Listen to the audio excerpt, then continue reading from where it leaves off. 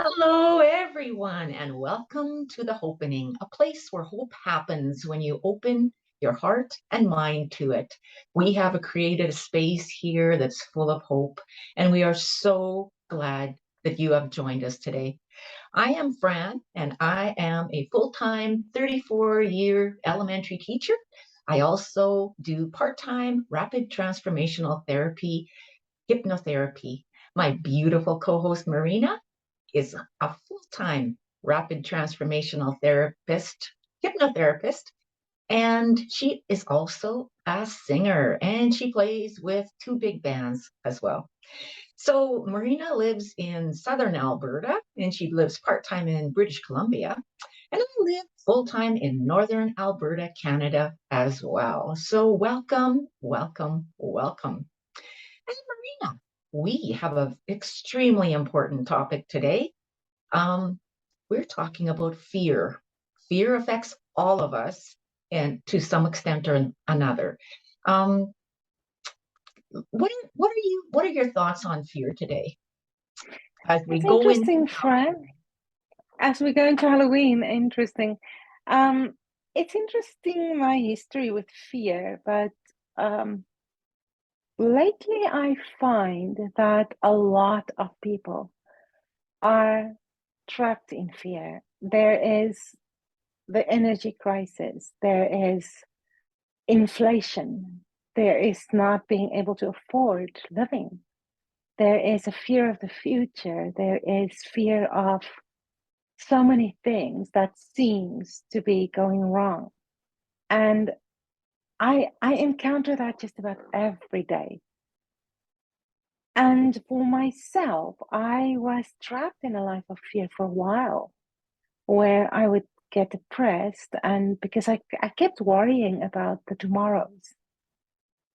And it took me a while to realize that tomorrow never comes.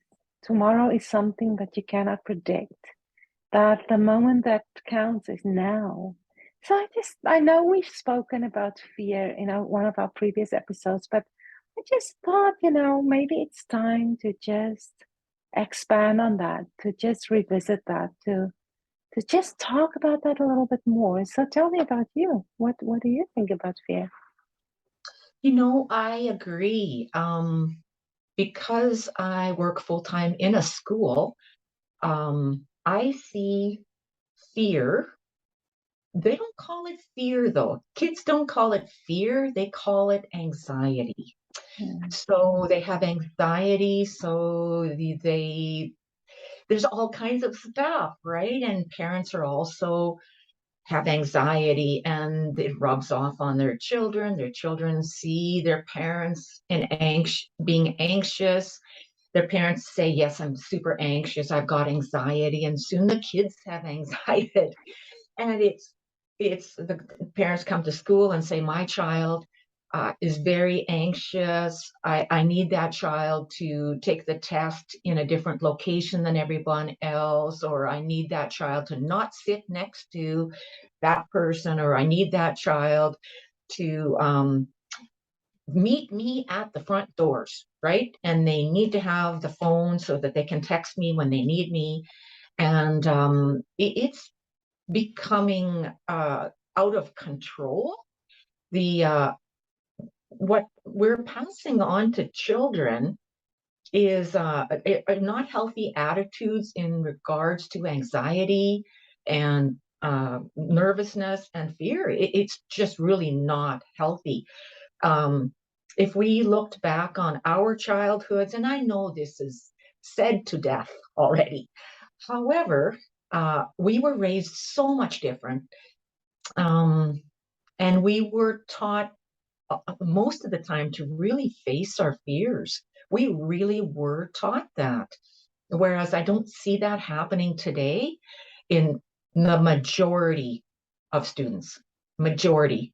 I see that in a really limited number. Um, and there's all kinds of reasons, but we can get into that later. So yes, I agree. Fear is big. It's a deep underlying emotion that that becomes a domino effect of lots Mm-hmm. of Mm-hmm. other things that we start to feel. Whereas fear itself it's underlying, Right. and we cope in different ways, and different ways we manifest. Rather than facing the fear, we put it down. And that that's another conversation as well, coping mechanisms for fear. So yeah, I agree, I see it a lot. Hmm. It just makes me think of, in my 54 years of living, what fears I conquered, what fears I overcame. And I think one of the biggest one for me is a fear of death and a fear of this life ending. And that's one thing that I was encountered with head on when I was diagnosed with cancer. And even though I always feel that I'm one of the lucky ones, it was only stage 1 cancer. I at the beginning, just the way the system works in Canada, you are being told you have cancer, and then nobody tells you how serious it is until weeks later you have your surgery. And and I mean, some of it I knew, but not the whole picture. And it took months before I had the whole picture. And in those months, the fear, is this going to spread? Am I going to die? Am I going to react poorly to the treatment? Um, it's life-altering surgery. How is that going to affect me? That's all fears that I look at that today, and in a sense, I feel almost grateful because I also had to conquer that, and had to understand that sometimes I think the biggest source of my fear in that regards was actually in my imagination. It was being afraid of something, of the unknown in it, being afraid of something that I didn't know how it's going to work. So again, it's fear to me is always about something in the future. I don't know what you think about that statement. Hmm. And so if we went back and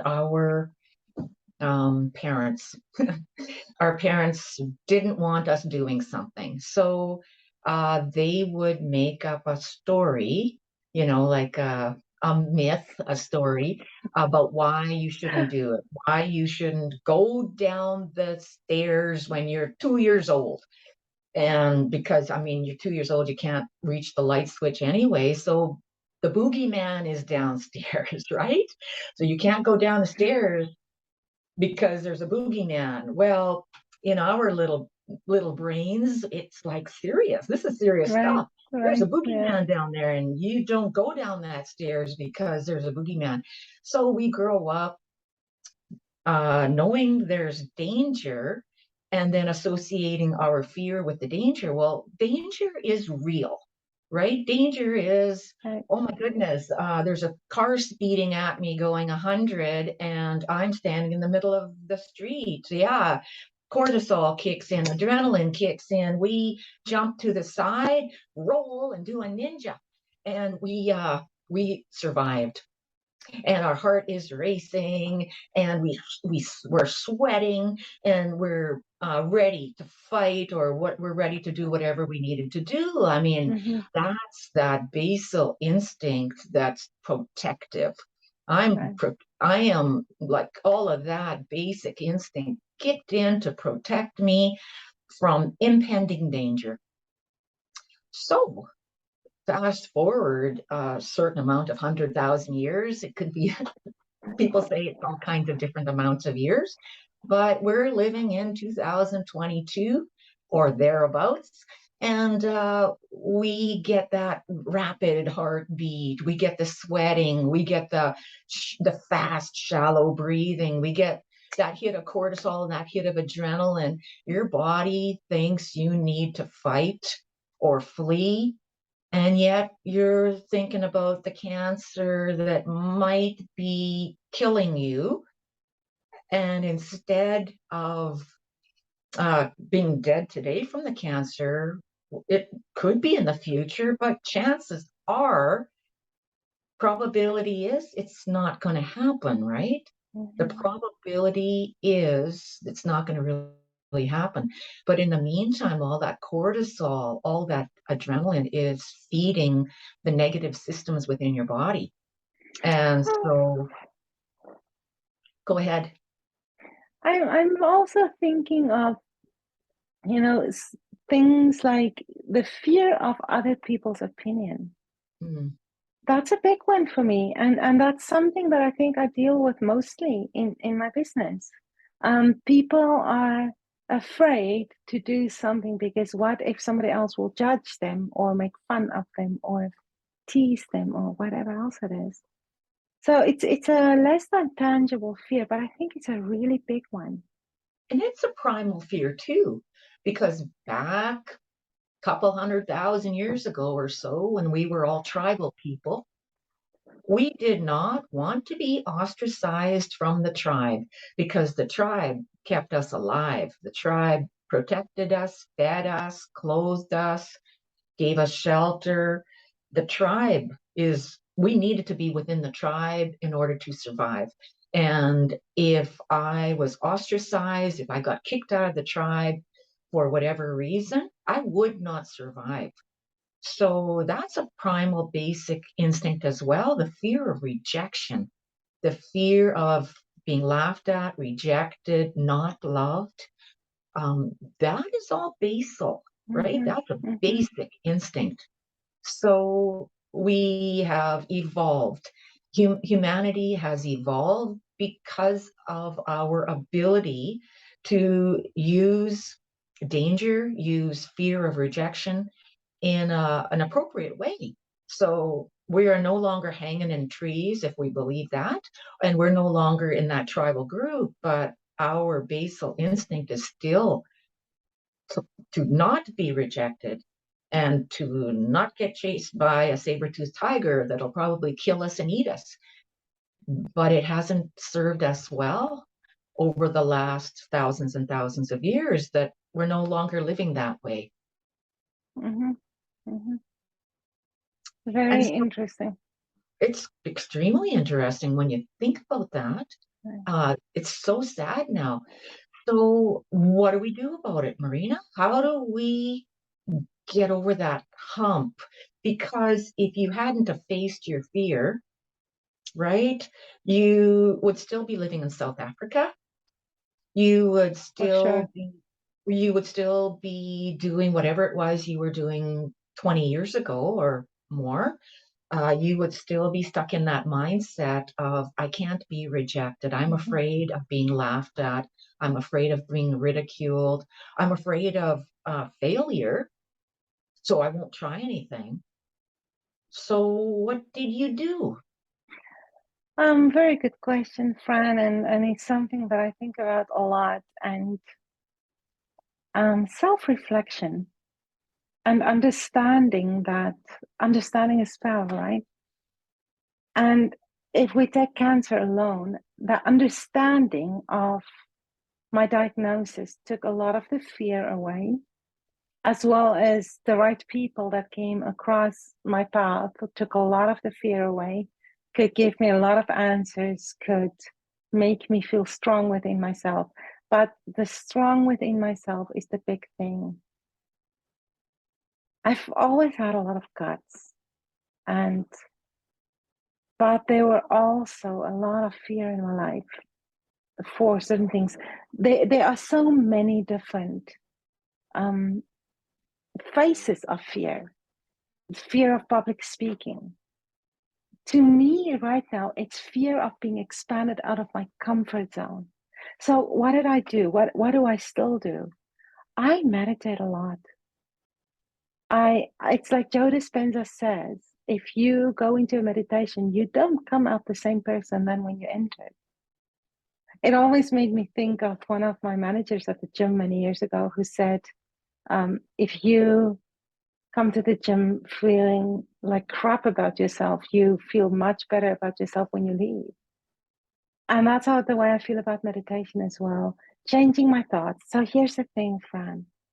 If our lives is a mirror of our thoughts, just let that sink in a little bit.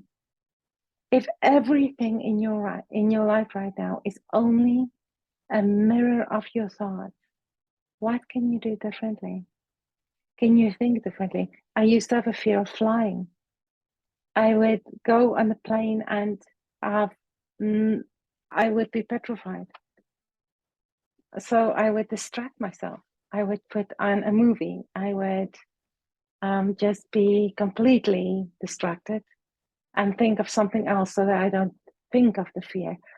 And I guess in a sense that is still a good way to think about things is distraction, but you want to permanently overcome that.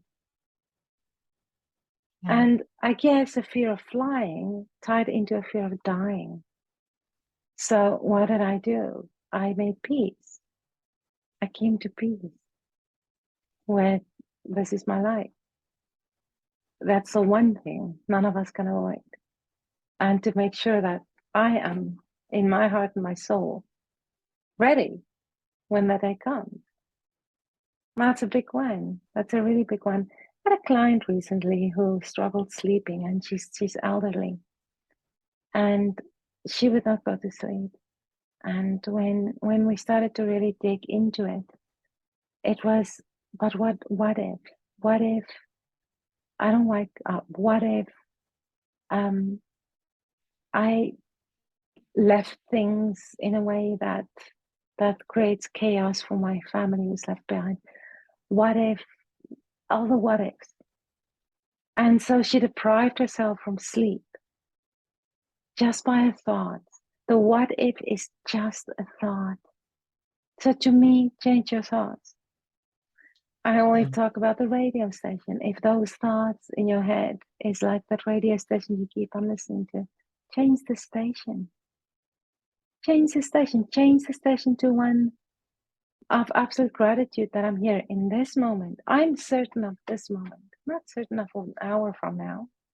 I'm certain of this moment. So what am I grateful for? What do I have in this moment? And that is living in the present moment. And in this moment, in this specific moment, fear does not exist. Now, if I think of tomorrow, yes, it does. Expansion. I met with somebody today with an opportunity that can expand my life. And the first thing when I drove away, what do you think is the first thought that went into my head? I don't know. I think it was, is that a red light? It was, I don't know if I can do this. I'm afraid of it. It's unknown territory. What if? What if it fails? That, Marina? Yeah, Wow. If you yeah, think that, then right, and you do the yeah. meditating and you do the happy thoughts and you do the gratitude and you face your fears, and yet it looks like everybody has that thing that goes Right. across their mind and wants to tell them, Marina, it's not safe. Marina, you'll be rejected. Yeah, Marina, stop, yeah, right? right. Holding up a stop sign. It made me think of our previous guest who had the analogy, Jackie, of going to the gym. You don't decide, I'm going to go to the gym, I'm going to work out, I'm going to get fit and go once, and then expect to be fit. And it's exactly the same. This kind of thing takes practice. It takes practice to get to a point of peace within yourself. It takes practice to meditate every day. It takes practice to change your thinking.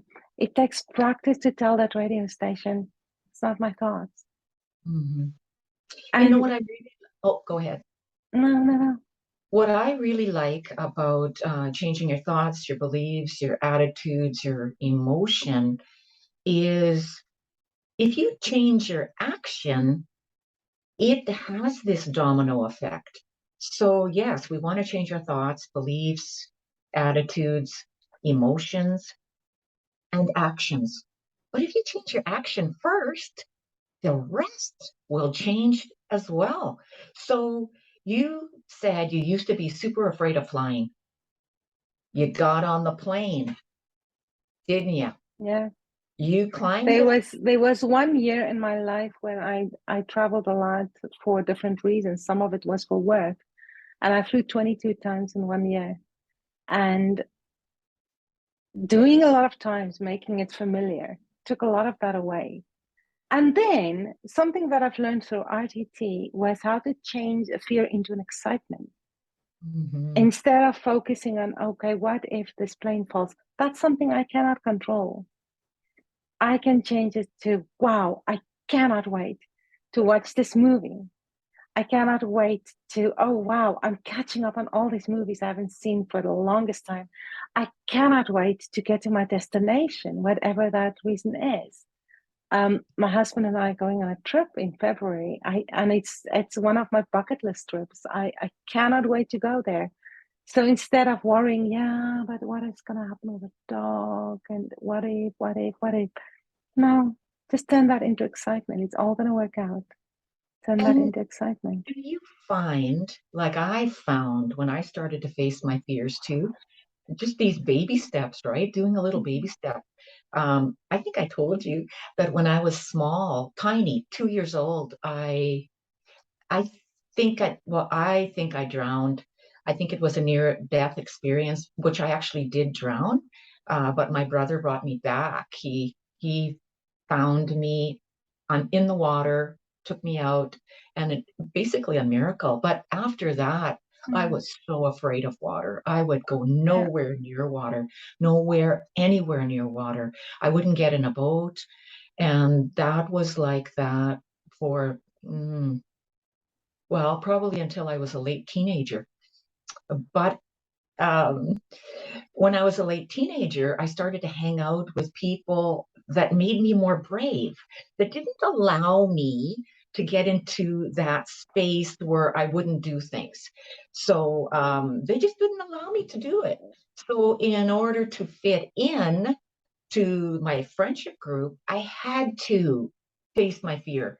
And so, baby steps, right? You just kind of go with them first. Go to the beach, all those little baby steps, and eventually, I got to the point where okay, I think I'll have a one-on-one tutor to teach me how to swim, and then I started swimming, and then I started doing laps and all of the rest of that, right? But it didn't happen right away.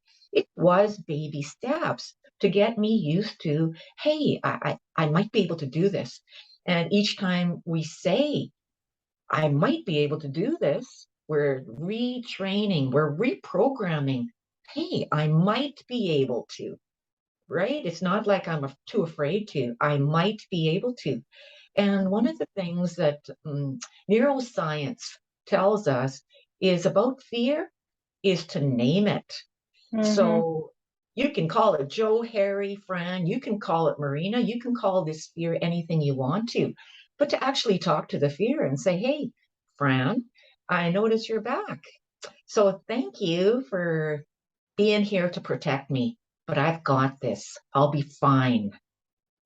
I mean, it sounds super bizarre. It sounds like I'm a little schizophrenic or something, but it actually works. It actually works to name that part of you that is so afraid, whether it's the little 2-year-old girl or whether it's the 19-year-old that was afraid to get on a plane. Just name it. Hey, I know you're afraid and that's okay, but I'm here. I'll take care of you.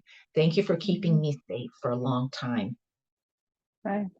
Yeah. You know, the biggest thing is, Fran, we cannot predict what tomorrow is going to bring. And we do live in a time where there is so much fear mongering going on.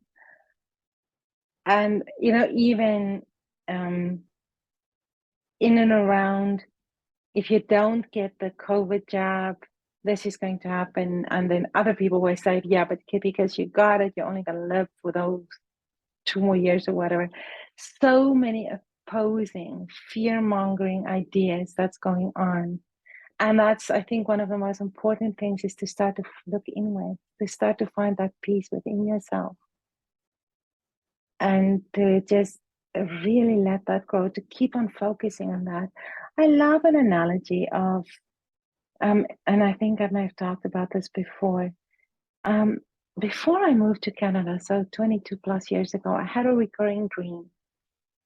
And I was in the very deep ocean. And if you can imagine, like we all saw that in the movies, like even the Moby Dick, where there's a ship in the ocean and there are these apartment-sized waves just blowing over that ship. And I saw myself in the ocean all by myself. And it was about this color, this dark turquoise bluish color of the water that just struck me. And I was floating there and the storm was brewing all around me. And I saw this big post, a long pole sticking out. And I was clinging to that pole for dear life. And it's interesting today because if I have to recall that same dream, that storm can still brew around me. But if I look inside of me, I have so much peace, I have so much happiness that it doesn't matter what is going on in the world. That's one thing that nobody can take from me. That's one thing that makes me afraid of really not many things. And you and I both, I think that we're both that way.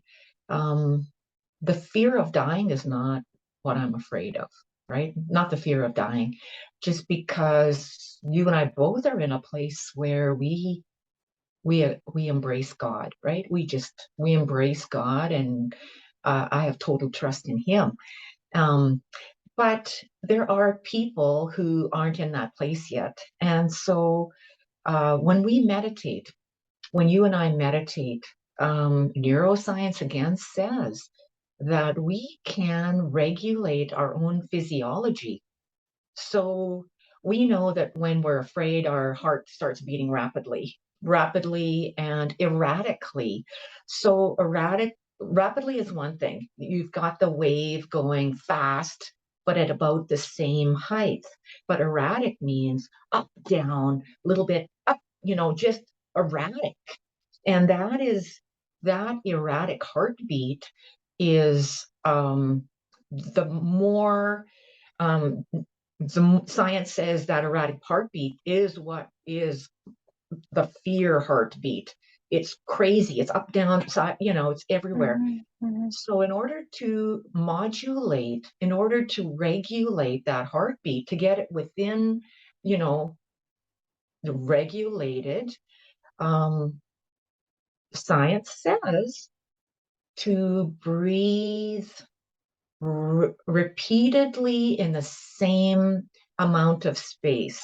So if you're going to breathe in for 6 or in for 4 and out for 6,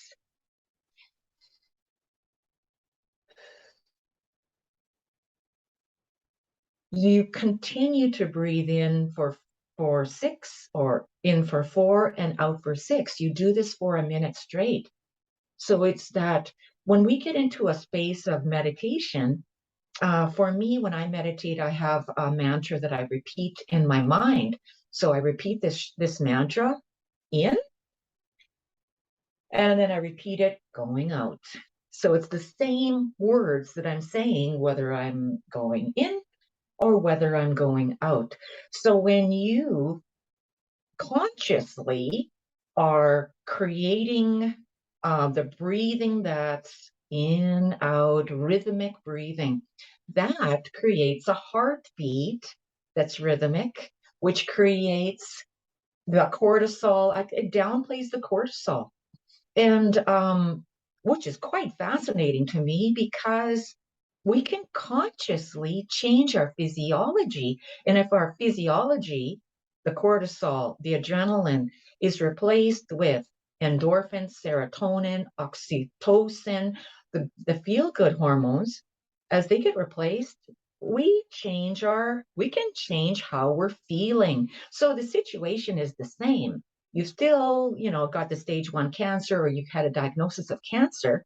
However, our heartbeat, our fast and shallow rapid breathing is not controlling us. We're controlling it. Right, So it can right. change our thoughts and feelings Mm-hmm, and emotions, mm-hmm, because that's what emotion is. It's right. energy in motion. Absolutely. I also absolutely love positive affirmations Mhm. in situations that could bring up any negative thoughts, whether it's fear or anything else. I would start to do positive affirmations, and one of my favorite ones lately is just to say, "I am light. I breathe light. I exhale light. My heart beats light. I speak light, I sing light, I eat light," just to keep on repeating it so that that energy can shift. So there are so many things we can do. So, Fran, I want to ask you though, if you get a client today and they tell you that they are so afraid of what's happening with them financially because of the high inflation, what would you do? First of all, I'd find out the underlying episode in their life that caused them to be so afraid of money loss. I guess it's money loss, right? If it's inflation, that they're afraid that inflation will steal up their whole paycheck, I would find out the episode or episodes in their life when they were young where they learned that they had to always be worried about money. That's the first thing I would do. And then I would take that limiting belief and switch it around. Now, often in my practice, and I'm sure that you do it the same in yours, we find where that is laying in the body. Where that, if it's fear, we find where that fear is in the body, and we visualize it. So it could be massive, looks like a massive string, and it's right here in the solar plexus. Or it could be right there in the back, and it's two big bolts in the back. Or it could be, I feel it here in my hip. It's really weird. And I'm sure that you've found that too, that this visualized fear it can be anywhere, but the client will find it within their body. And then from being in their body, we talk to it. We talk to that fear wherever it is. We visualize it. They visualize it, and they talk to it. They name it, and we ask it to leave. We ask that knot, or right, what the bolts in the back. We ask it to leave, and if sometimes it will leave. Sometimes it's ready to leave. Sometimes it's not ready to leave, and so we'll ask it, if you want another job, can we give you another job? And it'll say yes. Most often it'll say yes. And so what we think of a job, what would you like to do instead of making so and so afraid? Well, I can, do a different job for her or him. And so it's quite interesting. The visualization, you say that in your meditation, you say, I am light, I am my singing is light, my voice is light. Well, visualizing is extremely important to all kinds of healing. And in this situation, in this scenario, when you visualize within the body where it is, it's usually in a place where our client is having a physical symptom. So whether it's a migraine, or whether it's back issues, or whether it's stomach issues, whether it's the throat issue, wherever that fear is usually stuck in that part of their body. So when we ask it to leave, or we change its job, very often a physical symptom will also be eliminated. So that's what I would do. And then, of course, we change their mindset. We reprogram. We start the reprogramming, um, and it's extremely effective. Right. Mhm. Yeah, beautiful. So for me, it is helping them to refocus away from the thing they fear, which they cannot prove anyway, and to focus on what they have and to be grateful for what they have in that moment. And gratitude is something that you practice. It's something that you get more comfortable with as you go. And but if you say, I'm so afraid that next month or next week I will not be able to afford my groceries, is that going to be 100% a fact? No, it's not. So let's look at what you have today. Do you have groceries today? Yes, I do. Then why are you not grateful for what you have? Because, Fran, what we focus on will expand. And imagine a world where all of us just live in gratitude. Won't we eliminate lack? If all of us just focus on what we have, won't we completely get rid of everything that we don't have? If we stop seeing it. I had a client today who has a lump, and she keep on feeling the lump, and she had it investigated, and the doctor said, there's nothing there. It's just epidermis. It's just on the skin. But she keep on feeling it. And I said to her, stop feeling it. Stop noticing it. Start to ignore it. And that's exactly the same thing. Start feeling your other arm and say, wow, I have no lump there. Just focus on that. Wow, I have no lump there. And make that more. Until one day you accidentally touch this and like, oh, I also have no lump there. Sometimes they train people who are paralyzed to walk again by a mirror image. So they place a mirror. If they have one paralyzed leg and one leg that's moving, they would place a mirror in front of them to move the working leg. But when they move that, it looks as if they're moving both legs. And so those neurons in the brain starts to fire as if the other leg is moving. It happens in the brain first. And it's Brilliant. exactly the same. Yeah. Brilliant. Yeah. Mm-hmm. So we talked about that before, about you become like the 5 people you hang out with most. And so, right, we have energy suckers and we have energy emitters and we have people who are more than happy to take your energy and leave you dry. And so one of the things that I always count on and remember in myself is, who am I hanging out with and is their vibration? If they're a person who's afraid, and I'm getting afraid because they're doing the afraid talk, then I know that I need to back out. I need to get out of their energy sucking, unplug, and head in the other direction, where I'm going to be able to find people that have a different mindset. Because if we can plug into people similar to us with a similar mindset of hope, positivity, um, productivity, endurance, resilience, that's much more effective in combating fear than it is to be with people who are afraid, because You know, we're going Fran, to knock down.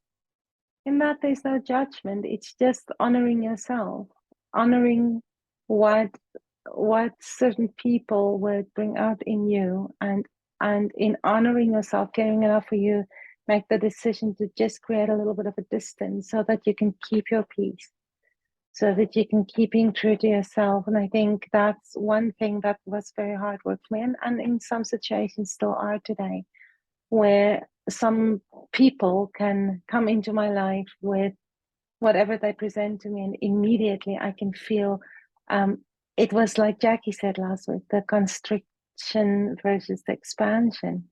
When I feel that constricted energy, I have to make the decision, and I'm never nasty to say, okay, you know, in myself, I need to move away. No judgment. No judgment. It's not necessarily their problem. It's where I am in my life to allow for that constriction in this interaction to come into me. So move away. I always refer to rise above. Why? If you are in an airplane, talking about airplanes, and you watch out the window as you take off, you see the airport, you see the runway, you see the cars, you see the houses, and you go higher and higher and higher. And then the houses start to look like little matchbox figures. And then you go higher and higher and higher, and suddenly they look like nothing. They're not there anymore. So if you can elevate yourself and being true to yourself to the point where you can elevate yourself above the fear, the people who would bring negative emotions out in you, negative thoughts out in you, irritations, whatever it is. If you can just keep on elevating yourself, how do you elevate yourself? Mm-hmm. Energy, positive Mm-hmm. energy, Mm-hmm. positive Yeah. energy, love, I'm change that mindful, frequency. being mindful. Mm-hmm. Catch your thoughts. Catch your thoughts. Name them. I'm feeling afraid, or Fran, you're feeling afraid right now. Take a deep breath. Let's just breathe for a minute, Right. right? Change your cortisol, change the epinephrine, change whatever it is that's flooding your body to create that emotion in you. Okay, once you've had some good deep breathing, and then you talk to yourself and you remind yourself, and then you take action, right? You And reprogram and you take action. right. And if it is that, whatever the fear is, if it's a physical fear, then you take your little baby steps and you face the fear in whatever increments you can. It might not be jumping into the deep end of the pool. However, it could be just sitting on the edge and waggling your feet for Mm-hmm. today before you Mm-hmm. get in up to your waist tomorrow. So tiny baby steps. And each time we take those tiny baby steps, we get a little bit closer to no longer having that fear or having the ability to say, that used to be me. I used to be afraid. And now I really enjoy flying. Right. Or I used to be so afraid of water. And now I love water sports. Mm-hmm. Mm-hmm. And that is exhilarating in itself to be able to say that. Absolutely amazing. Right. Yes. So, Fran, thank you. Our time is up. This was amazing as always. And I am sincerely hoping that we gave people some hope today, that there's always hope. There's always some hope. Even when you fear things, there's some hope. There's some way to change that belief, change that perspective, and create hope for yourself in the same situation. So thank you, my friend, for another great episode, for another great chat. Appreciate you. And if you like our show, please subscribe. The button is right down at the bottom there. And if you have a comment, please leave a comment. We love to find out what you're up to, and even topics for another show. Indeed. Thank you so much. Bye-bye.